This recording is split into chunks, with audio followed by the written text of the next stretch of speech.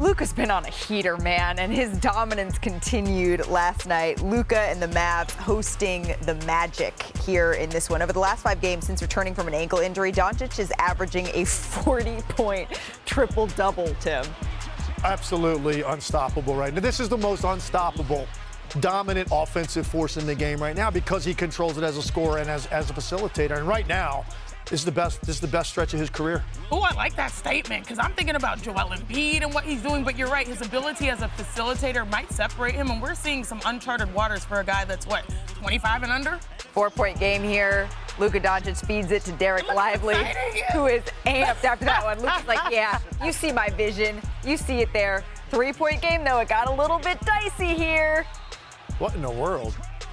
Give it up. He walked Jimmy, with come on, man. He got held a little bit, but he took about 6 steps on a trap in the backcourt. Yeah, and the refs called him out for it. Paolo Banchero goes up strong there. He thinks he was fouled. The Magic down 1 at this point. After some Mavs free throws. Say Mavs Magic a whole bunch of times fast. Okay, the miss.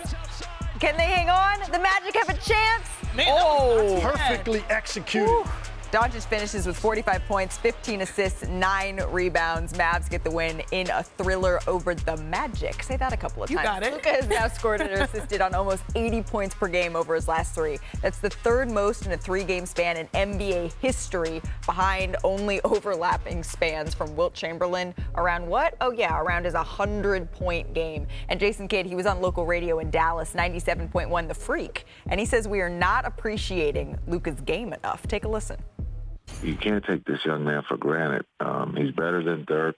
He's in the atmosphere of MJ, the best to ever do it, LeBron, Kobe. And so just to appreciate what this young man's doing at the age of 24 is something that Dallas has never seen. And his ultimate goal is to win a championship, and he will win multiple when it's all said and done.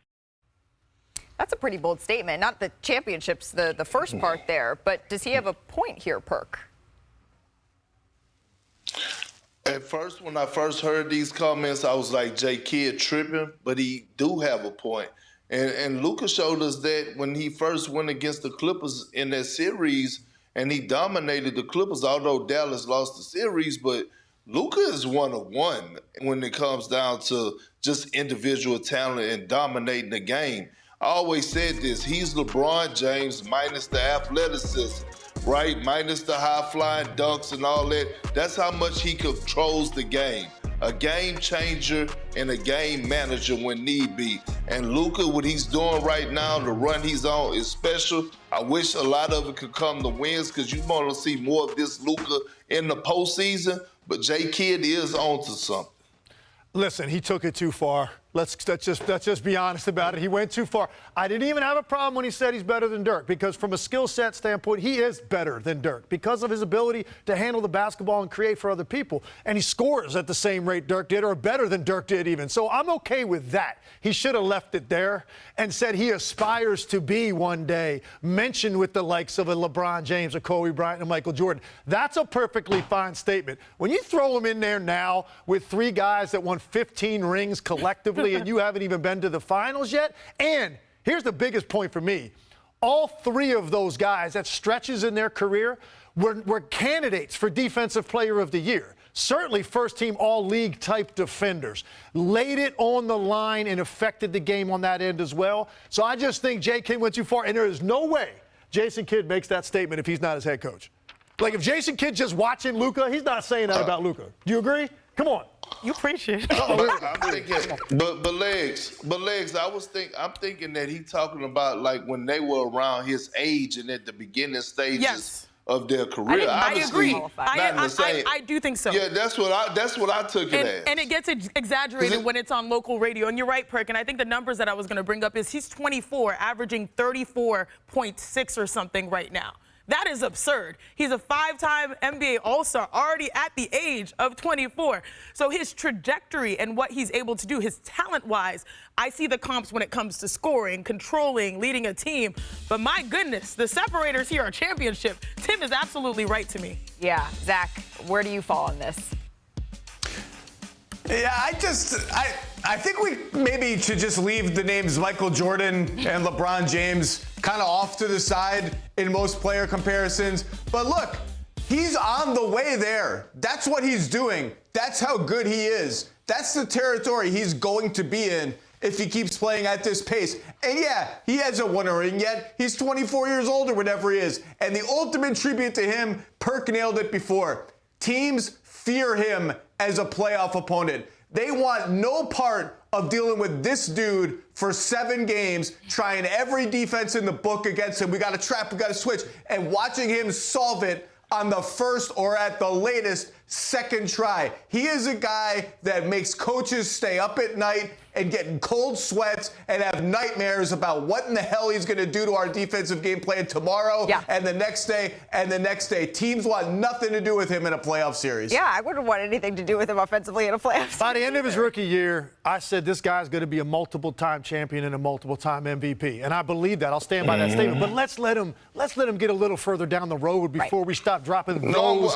kinds of names. That's all I'm saying. He took it a little too far. It's always good to have something to aspire to, right? You want to leave something to aspire to. Terry Rozier, he put the moves on KD here, but the Heat highlights, they were few and far between. They lost their 7th straight. Over the last 3 games, the Heat have been outscored by 62 points. That's their worst point differential in any 3-game span under Spoelstra. Now look at this. The 7-game losing streak is the team's longest in 16 seasons under Spo. He's one of 3 head coaches to coach over 1,000 games before his first 7-game losing streak, joining Pat Riley and Phil Jackson. So PERK, the Knicks, the Heat. They played this weekend. You said, uh-oh. But there's the 2 teams, right? They're going in completely opposite directions in the standings. Which one are you more bullish on the Knicks, or are you more worried about the Miami Heat here? I'm worried about the Miami Heat. And here's one for you right here, Malika. It's time for the Miami Heat and Jimmy Butler to go their separate ways. And I believe that the Miami Heat need to do right by Jimmy and trade him to a team that actually could compete for a title this season. And Jimmy needs to accept that, for the simple fact, when you look at their roster right now, right, you have a veteran, old Kevin Love. Jimmy Butler is 34 years of age. Everyone else is 30 years and younger. Bam is 26. Jaquez Jr. is 22. I think Tyler Hero is 24. Like, at the end of the day, this Heat team is not going to have a magical run again. And so we don't know how much we're going to see, how much time we're going to have to see playoff Jimmy. Right. And we want to see playoff Jimmy. It's just not going to be with the Heat. And so I feel like it's time for them to part ways. I want to see playoff Jimmy too, but trade Jimmy Butler feels a little far for me, Zach. What about you? Well, the challenge would be, PERK said trade him to a contender. What is the contender that still has enough assets to send out to Miami and have a contender on the way back with Jimmy Butler? It's an interesting thought exercise and stuff, but look, every team season reaches a make or break point. The Heat are here now. Terry Rozier just got here. Jaquez Jr. just got back. They have their team now. Jimmy Butler, the last 2 or 3 games, has finally looked like Jimmy Butler after kind of meandering around for a bit. If it's going to happen, if this team is going to click into place, it's got to happen now, or otherwise it will be too late. Not enough games left on the schedule. So the next 5, 6, 10 games are going to define whether the Heat put themselves in position to at least have a shot to beat some of these teams and take on some of these teams in the playoffs, or they fade into oblivion. The good news for them is they have a huge cushion before they fall out of the 7-8 bracket in the play-in tournament. But that's not where the Heat want to be. You don't want to be in a position where you've got to beat the top 3 teams in the East just to get to the finals. Come on. They need to be better than this, and it's got to start now, or else the kind of questions that PERK is asking aren't going to sound so ridiculous or like such hot takes. That is true.